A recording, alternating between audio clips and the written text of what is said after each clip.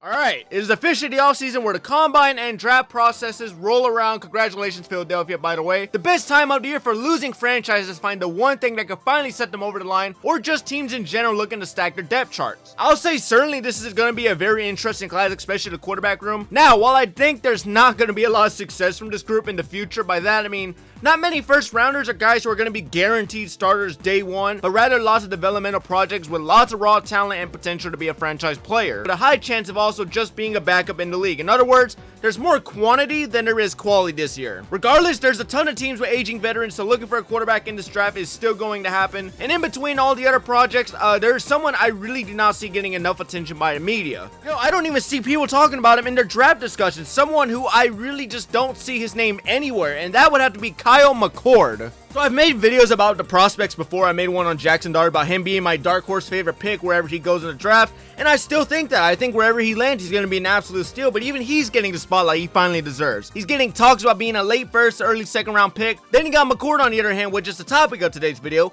is getting 5th to 6th round projections, which sure, that's not terrible, but for the talent he possesses and what he has accomplished in his career, he should be a lot higher in these mock drafts. And hell, should even be viewed the same way some people look at Quinn Ewers, which to me, I think McCord might have a larger potential, but you get the point. I'm not saying he's a first round talent, so please do not get my words twisted. I'm not saying he's better than a Jackson Dart or a Cam Ward. I really don't think that at all. I think people really got him going lower than he should. He is a severely underrated talent, while risky depending where you pick him up at. Still a solid pick, and I think his name should be up there with guys like Ewers, Gabriel, like the mid-round quarterbacks, Howard. He should be somewhere in between because I think honestly he just packs a lot of talent. People really got to wake up from his deep-ass slumber they have on his name. Alright, so the way it's going to work is I'm going to go through the strengths and weaknesses, and then I'm going to get to my overall prediction. Anyways, Kyle McCord, if you don't know who he is, or if you've been living under a rock, he's the former Buckeyes quarterback who had a pretty solid 2023 season, finally getting the chance after Stroud was drafted. Yes, he's only played 2 years fully as a starter, putting up an 11-1 record and 3,000 passing yards, which I'll admit, he was not perfect. He was anything far from it. He put them in harm's way a decent amount of times, like the Notre Dame game, where I saw just a lot of mistakes and just a lot of major inconsistency. Like in his footwork, the lack of mobility, he still suffers from this, by the way, and just being able to extend plays. I mean, I won't say his run as a Buckeye was horrible. Like, it was solid, but it just felt like if he wanted to improve, he had to find his perfect fit because OSU clearly was not it.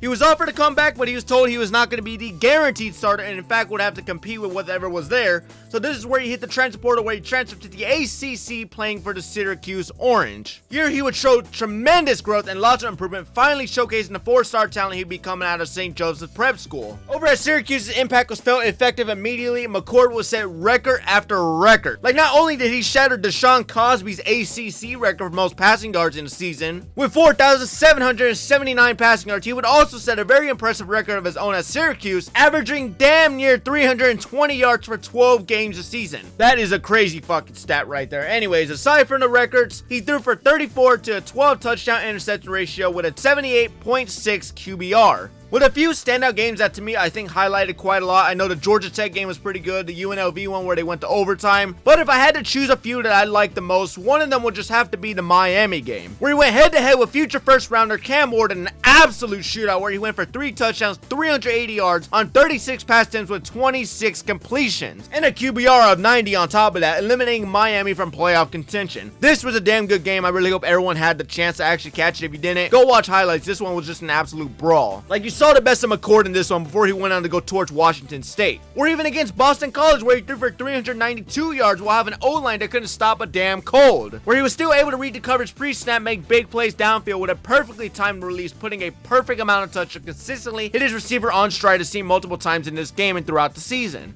Another game that stood out to me was the UConn game, just because of the way he started it off was just an absolute fucking dot.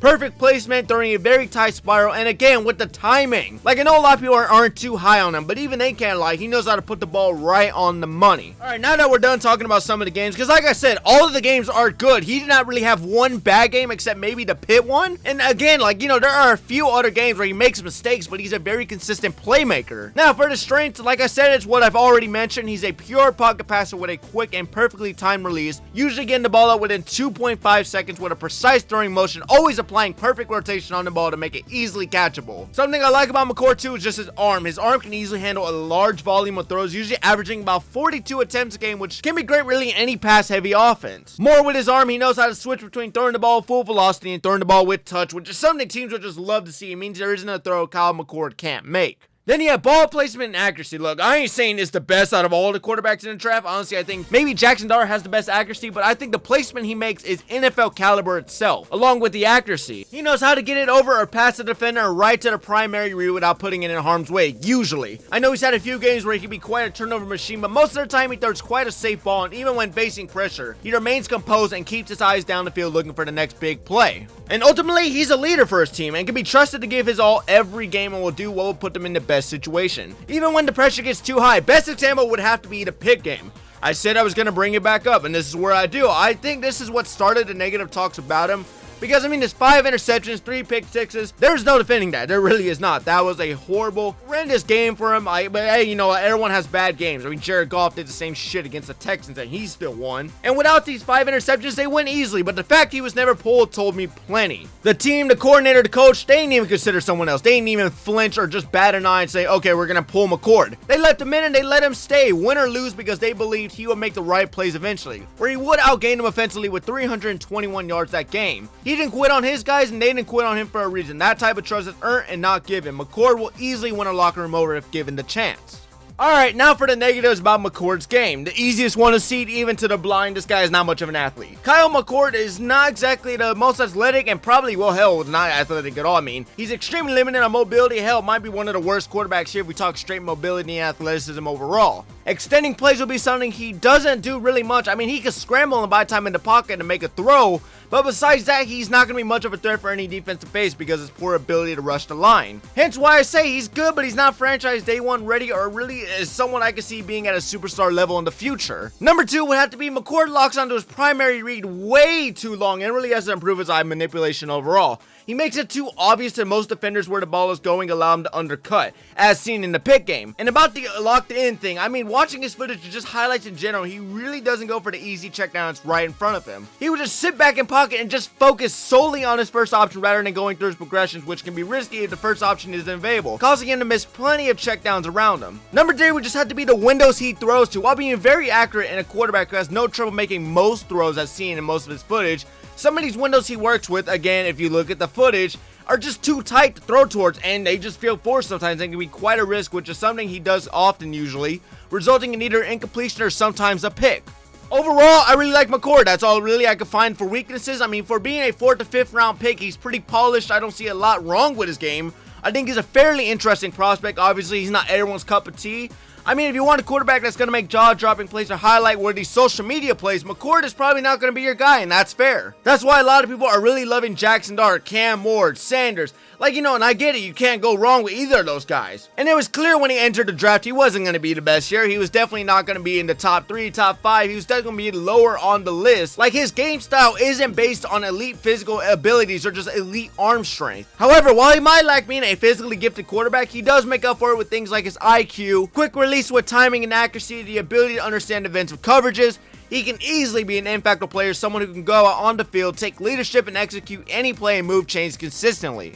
I think for him, really, it would just really be dependent on where he goes for further development and to see what his supporting cast looks like. I really like places like Dallas. Yes, Dak just signed a large contract, but I think at the age of 22, if you could scoop him up in the 4th, it's a risk-free pick. I mean, learning behind a really good veteran like Prescott would do him well, especially with a loaded Cowboys offense at best. Los Angeles, you really cannot go wrong here, I'm telling you. The Los Angeles Rams is a perfect place for any quarterback, just any project to land. I mean, the team is loaded on talent. They could use someone like McCord if they don't feel like drafting the quarterback in the first few rounds. Load up in the draft, get McCord in the 4th to learn behind Stafford, arguably one of the best pocket passers the league has ever seen. It's a perfect fit, especially in a McVay style offense. It's a recipe for success. I mean, if they can't get their hands on Jackson Dart, which is my favorite pick for them, then I wouldn't really mind seeing McCord learn under Stafford. I think, honestly, with the right development, especially under that system, I really have no doubt in my mind they would turn McCord into a gem.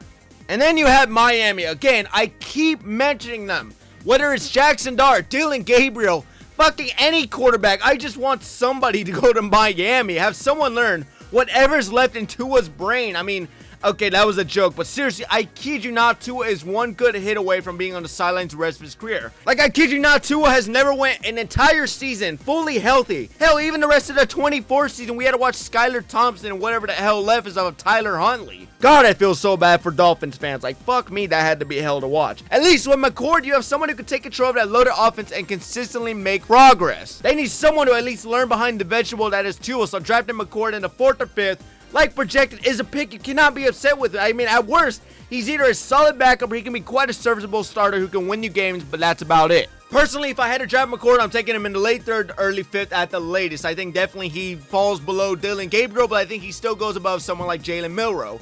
I think he's a talented player, has all the tools you want for a pure pocket passer. Someone who is a solid mid-round developmental option with some upside in his game. And this is really just depending on where he goes. If I had to give him a fair comparison, I would say Derek Carr at base with a chance of being greater, with the floor at Bailey Zapp, because I mean, Zapp was also a record holder in college. So I can't just say because McCord set records, oh, he's gonna be great. I mean, Zapp set records and he sucks ass. So I think that's fair to say that's his floor. But with the Carr comparison, it's just because he's someone who can win you games, but never expect anything elite from him. He can go out there, he can put up great numbers, he can win you it, but like I said, just don't expect anything like, you know, top tier generational. I don't think he'll be a giant superstar or just an X factor to a team, but I think he can be quite a contributing starter under the right system. Everyone knows the draft contains plenty of hidden players that are rarely talked about and go on to become absolute playmakers in the league. Like, who knows, McCord might be the next best pure pocket passer in the league, or at worst he'll be a really good backup. I just hope some team gives him a chance, just like I hope with guys like Dylan Gabriel, Will Howard, hell, I'll even say Ewers. I mean, shit. I just really hope some team gives him a chance, because I'm telling you, McCord will take this opportunity and absolutely ball out with it. That is all I have to say, ladies and gentlemen. Thank you so much for watching this episode of a random recap. Sorry this video felt kind of short. I just wanted to give a quick analysis on what I thought about Kyle McCord, because I really feel like he's slept on. I feel like they don't really talk about him enough. I think he's worth looking at. I think he's a very interesting quarterback, and I think definitely he's going to make some noise come around the combine. Anyways, that'll do it for today's random recap, and I will see you all in the next one.